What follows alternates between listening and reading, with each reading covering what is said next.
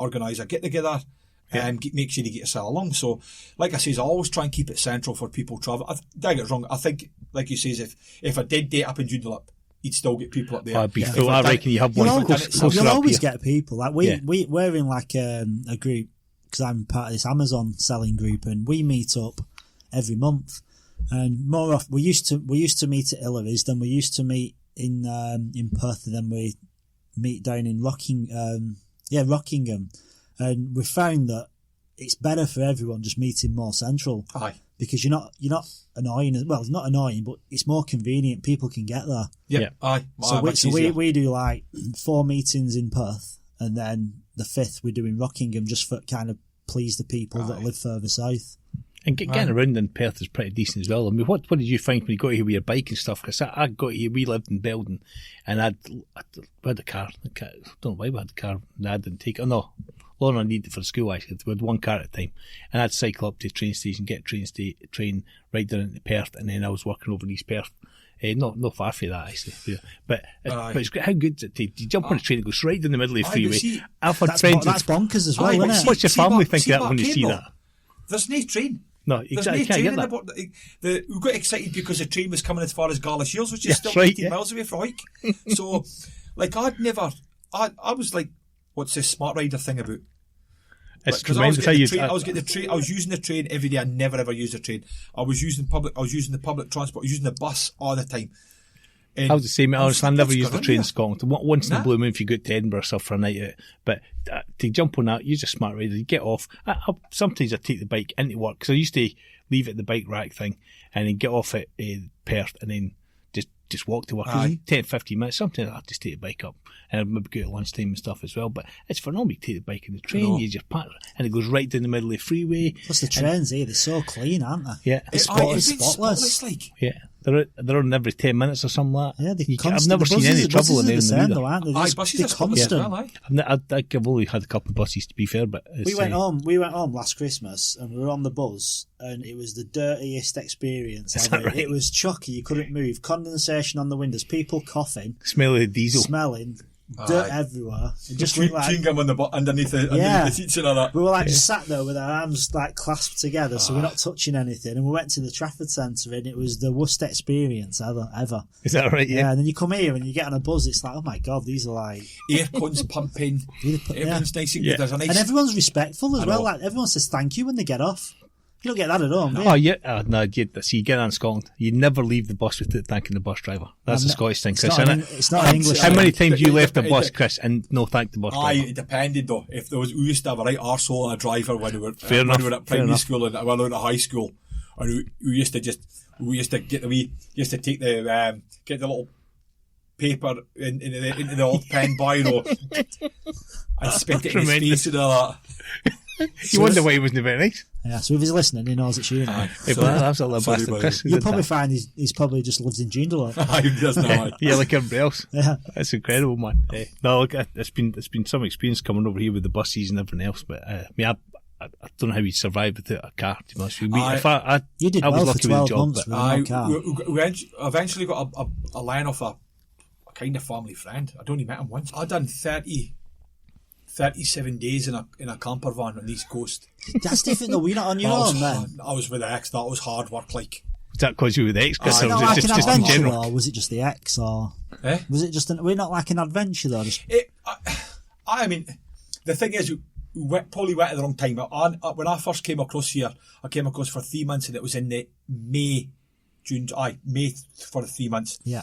So the weather wasn't the warmest. So we went to the East Coast. It was pissing the rain. So you're in a camper van. The only thing you can really do in the rain is drive.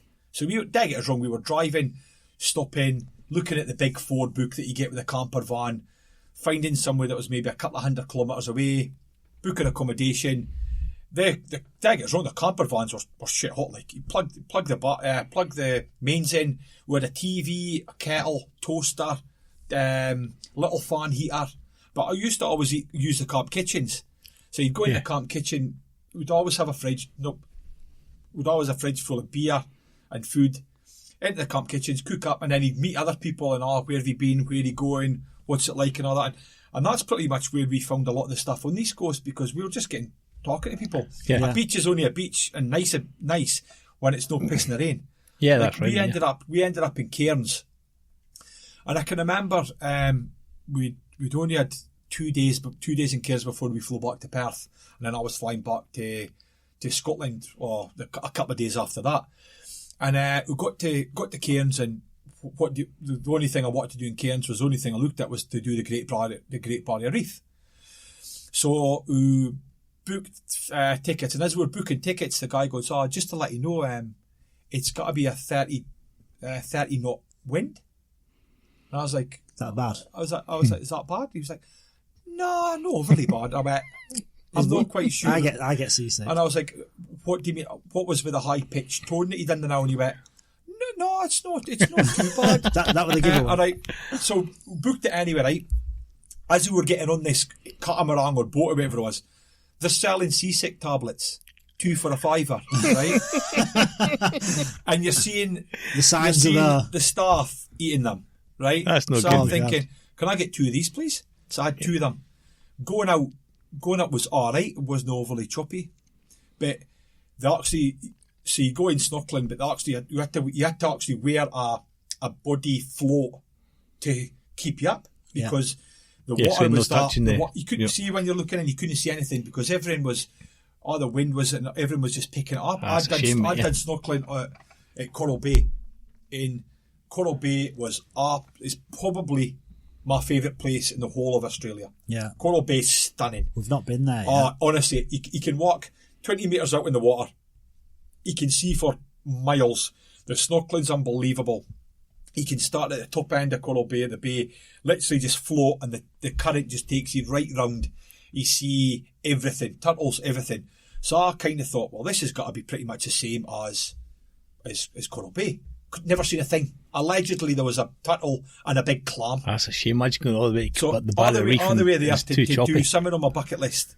And then literally on the way back, they were like, right, over the Tarnoy, they were like, you have a decision to make as a group. So do you either want to take your time going back? They're putting a platter and everything, right, with meats and all that and cheeses.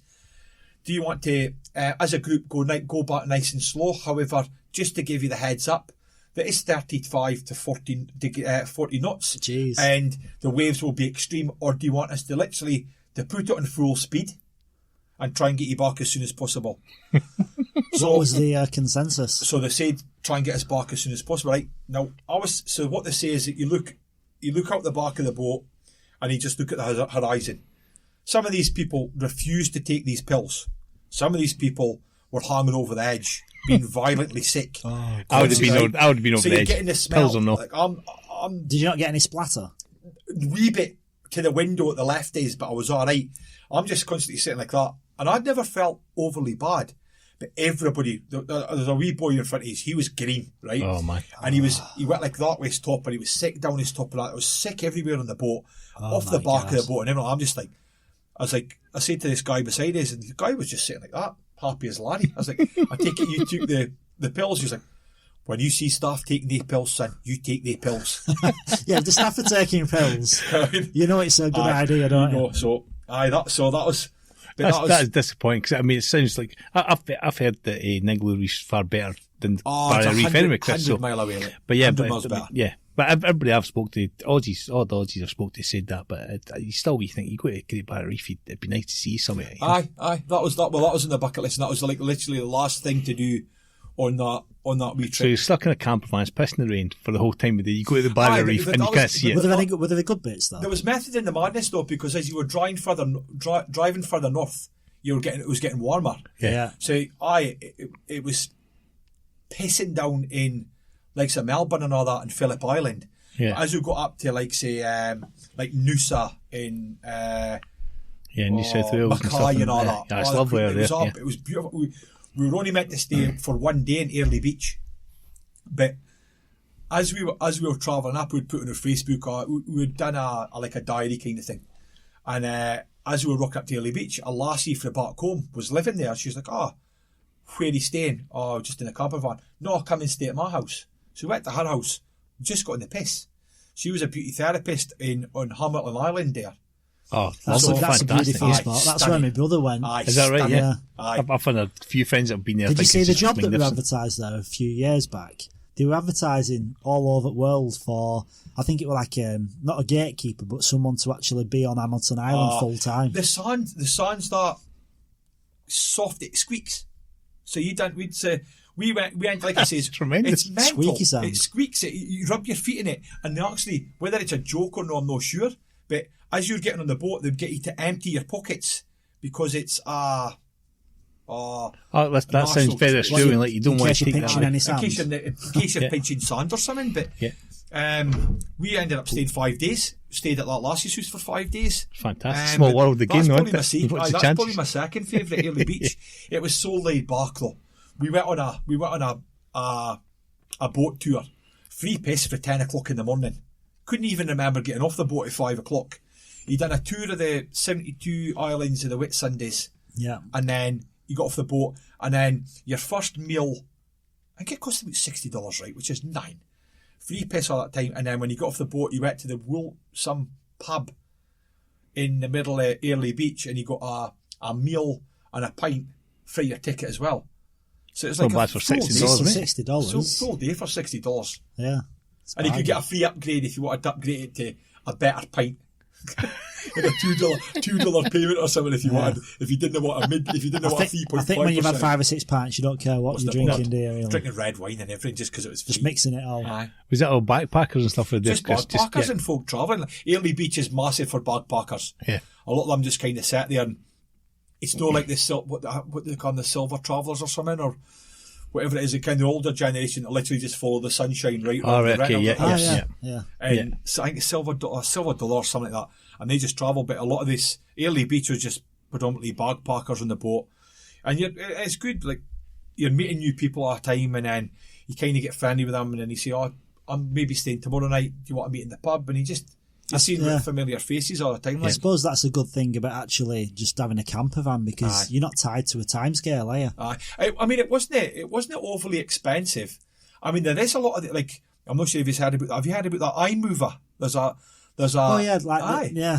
So it's basically a company, right, that gets camper vans, be it 4-wheel or 4-berth or cars, or whatever, back from remote places. So, So you get people driving from Perth up to Darwin and then flying back to Perth. So it's just to try and say you could fly to Darwin on the cheap and then pick up a camper van, and you've got 10 days to get back to Perth. You get a $150 fuel card, and it costs you $1 a day to rent it. Jeez. Yeah. Can you get different things like that? So it's that's amazing. I definitely do the whole camper van again in better weather. We've been going to do it since we got here, to be honest. We've still never done it. We were supposed to be going up to, we were looking at going up to like Coral Bay.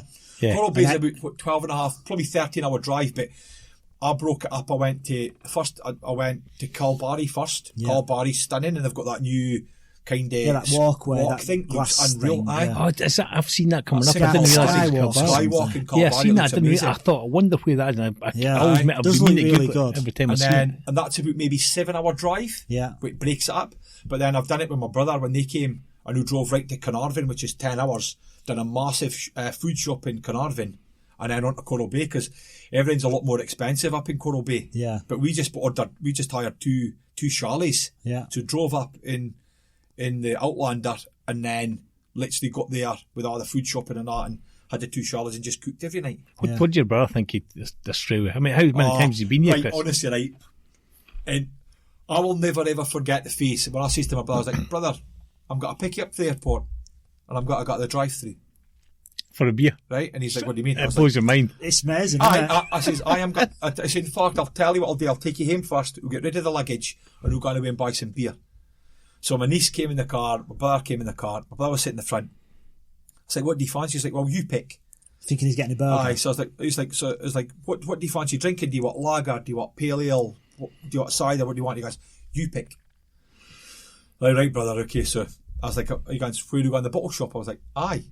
So literally, and I was like, I was looking at his face, and drove up to, and I was driving. He goes, "What is this?" Like a kid in the sweet shop. He's like, what is this? So Absolutely mind blowing. And then he goes to get out, and I'm like, "Close the door, brother." And I put the window down. He went, "No way." It's mental, isn't it? He's like, no way. And I was like, and the boy goes, all right, can I help you? I says, can I get a carton of